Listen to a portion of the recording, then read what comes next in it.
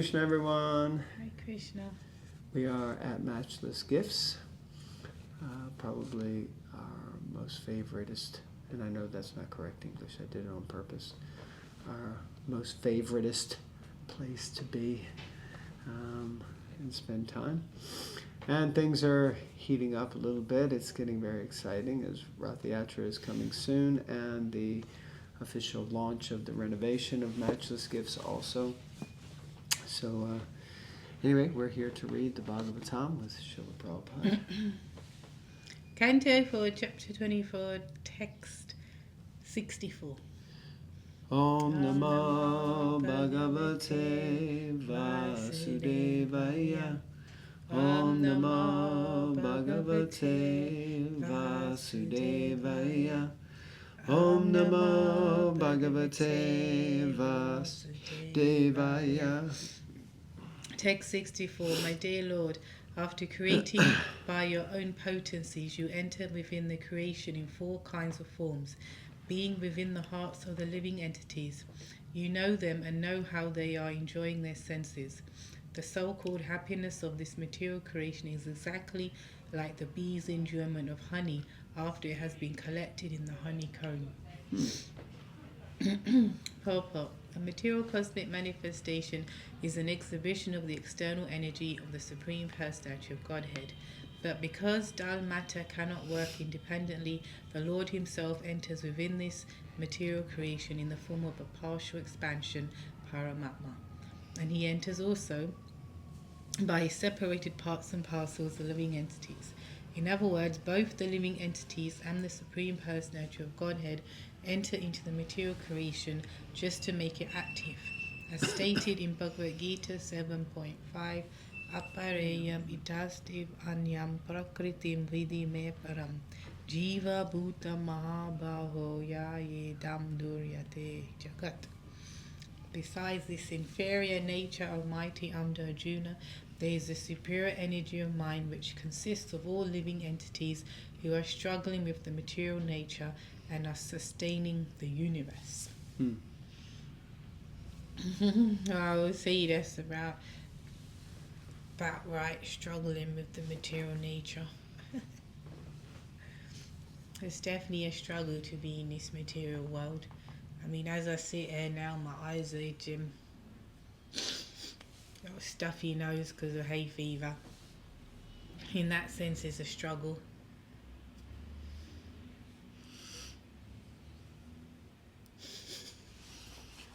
Okay, very deep and profound. I found it interesting because this translation that Prabhupada gives here of Bhagavad Gita 7.5 is actually different from the one in the Gita, which isn't unusual, but the one in the Gita I always liked because Prabhupada says, who are exploiting the resources of my inferior material energy.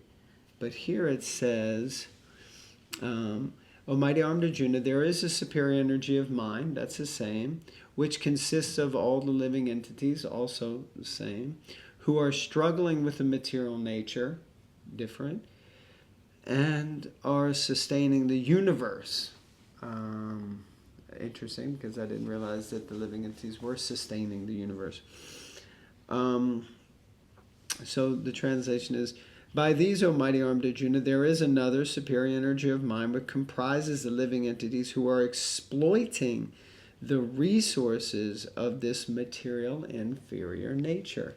And I always appreciated that because it really struck the chord of truth of what the living entities are actually trying to do here. They're just trying to exploit Krishna's energy.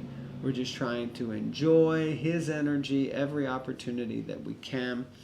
And so therefore that kind of really hit the nail on the head. Whereas this, it confuses me actually, which consists of all the living entities who are struggling with the material nature, okay, and are sustaining the universe. Yeah, sustaining. I took it like not that they are the source or this, but you know, like if you have pick an example, is people who are maintaining it. You know, you're in it, so you're working it, you've populated it. So the universe is going on and is like, because there are people, living entities in it. Mm-hmm. Okay. Like the example I was going to give, but it might seem random to everyone, is like, but it's not random to me, is Idi Amin, who decided to get rid of everyone except for the Ugandans. So then it wasn't until he got rid of the Indians and the British people that he realised who was actually sustaining the country. Controversial point. So I realised I shouldn't have said that, but that's the point. You know, it's the point. It's like they were sustaining it, then the economy just collapsed, and it was this. So I'm not they saying, were economically sustaining. Yeah, but that's the same sort of thing. So here it says, it didn't just say sustaining something, or it says sustaining the universe. I guess because they're in the universe, the living entities are in the universe, then like you said, the universe is kind of staying existing alive, because of them. Yeah, alive. Yeah, but not because of what they're doing, but because they're here, the universe has to continue. Yeah, like this building. If there were no tenants, you know, because the tenants, you could say, are sustaining it. They're here. They're living. They're using it. Otherwise, it's just some empty building. Yeah, I think that's an interesting, different translation. Okay, so yeah, and also maybe Prabhupada will speak to this in the next part of the purport, because it is a long purport actually. So let's get into it, because I was interested in the initial statement from the verse where the bees are enjoying honey, you know, after it's been collected in the honeycomb.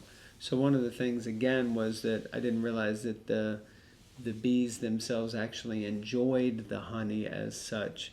And I was trying to think that the honey is kind of a byproduct of their endeavors. They're actually collecting the pollen, I think, to serve the queen. That's one thing, that they're in service of the queen. And they're collecting pollen because the honeycombs is actually a place where they're all born. It's like the hive. I know, it's like something out of the Matrix, isn't it? Yeah. And you've got the queen bee as it literally. Something quite far out, actually. Yeah. But no one invented that. It just happened. Yeah, it just happened out of chaos. Brain behind that. Nothing. Yeah, there's no brain. Okay. So, next paragraph. Since the material world cannot work independently, the living entities enter into the material manifestation in 4 different types of bodies. The word Chaturvidam is significant in this verse. There are 4 types of living entities born within this material world. Some are born by way of embryo, Jarayuja. Some by way of eggs, Andaja. Some by perspiration, Swedaja. And some, like the trees, by way of seeds, Udbijja. Regardless of how these living entities appear, they are all busy in the pursuit of sense enjoyment. Yes, absolutely. So no matter how you come into the world, and I remember hearing lectures and reading about this before, these 4 different types of persons. Of course, we understand predominantly 3 of them we get, that life comes from seeds. So trees come from seeds. We, as humans, are born from embryos as well as different mammals. Then you have those that are born from eggs, usually chickens, birds, reptiles.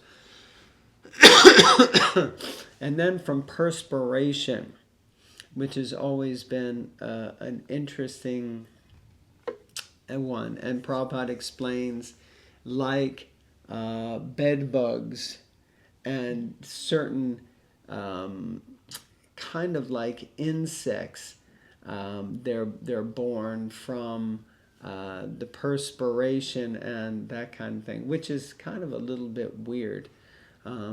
Maybe it's something to look into more, because often we don't understand that life actually comes out of perspiration.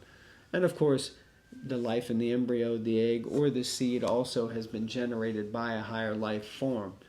So, but it's an interesting topic. All right, next paragraph. The materialistic scientist's contention that living entities other than human beings have no soul is nullified herein.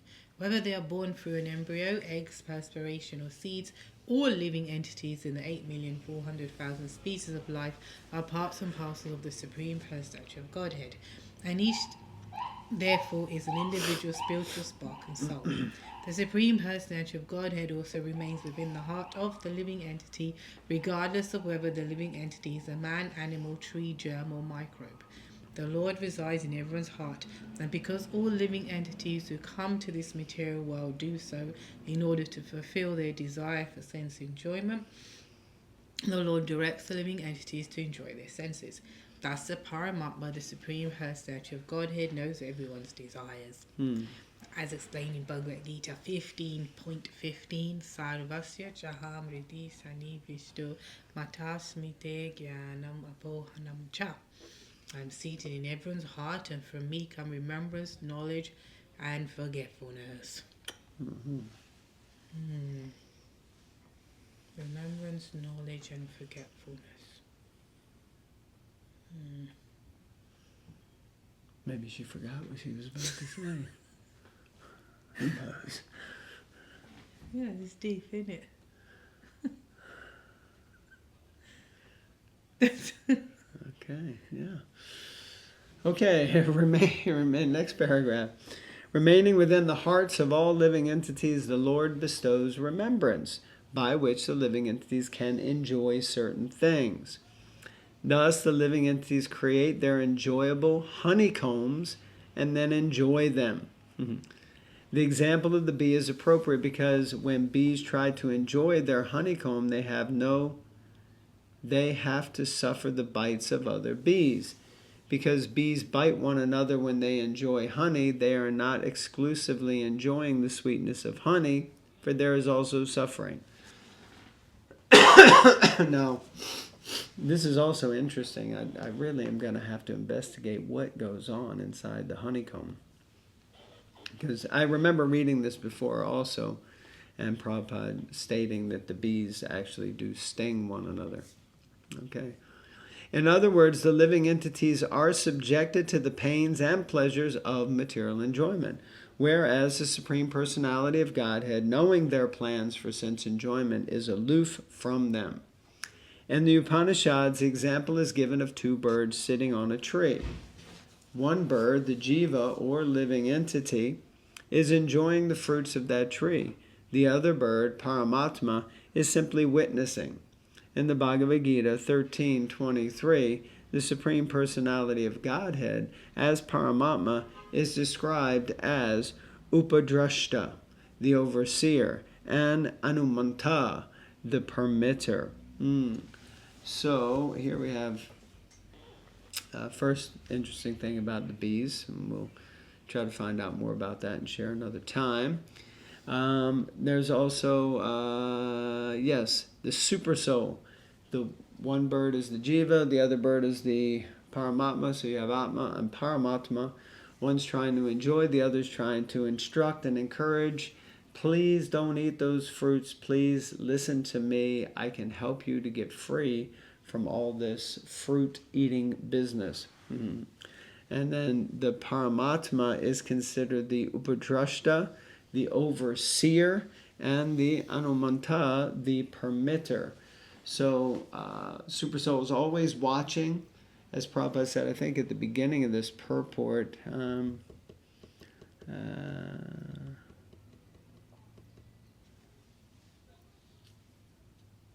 says, he enters into the material world. Anyway, it said somewhere that he's always watching and seeing.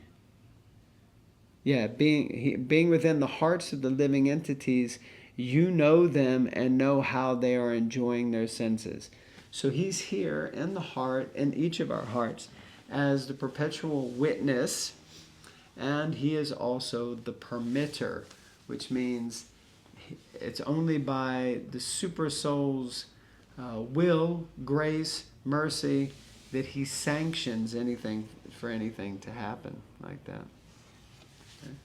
Thus the Lord simply witnesses and gives the living entity sanction for sense enjoyment. It is the Paramatma also who gives the intelligence by which the bees can construct a hive, collect honey from various flowers, store it and enjoy it. Although the Paramatma is aloof from the living entities, he knows their intentions and he gives them facilities by which they can suffer or enjoy the results of their actions.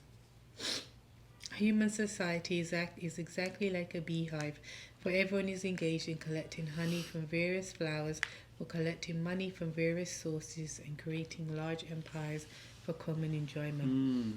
However, after these empires are created, the bites of other nations have to be suffered. Sometimes nations declare war upon one another, and the human beehives become sources of misery. Although human beings are creating their beehives in order to enjoy the sweetness of their senses, they are at the same time suffering from the bites of other persons or nations. The Supreme Personality of Godhead, as Paramatma, is simply witnessing all these activities.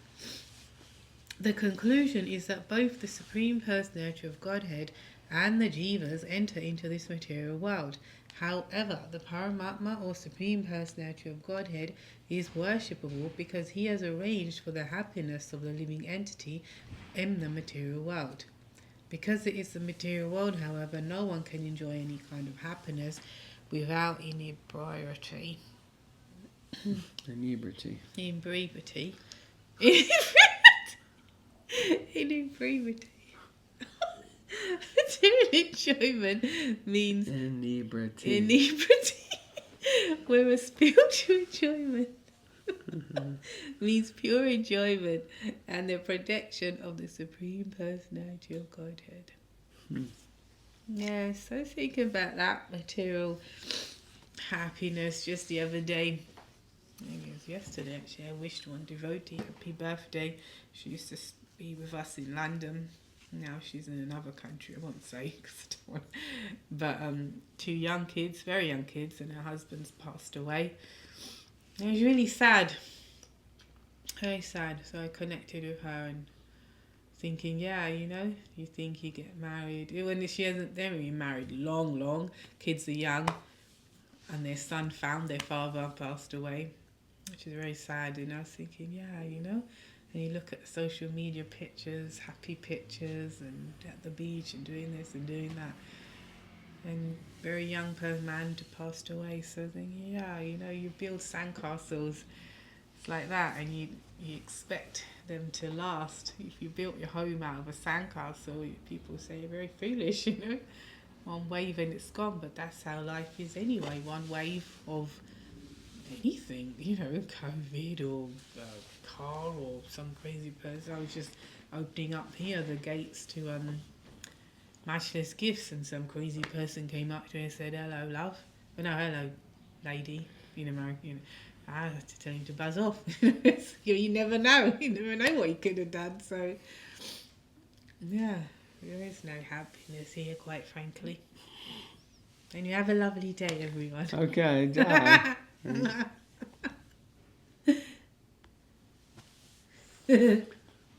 Okay, so now, you know, we can all go off and experience the suffering and material energy, which is true. It is a place of suffering. Dukalayam Shashvatam. It's a temporary place. It's just filled with suffering. The only good thing, I guess, in one sense, is it's temporary. But, as we were discussing yesterday, if you have the right vision, then you can see everything as spiritual and connect everything to Krishna. And this is our problem. We do not have the correct consciousness to look through and see Krishna's hand in everything, which isn't obviously an easy thing to do. Okay. All right, we're going to love you and leave you. Thank you very much. Hare Krishna. Hare Krishna.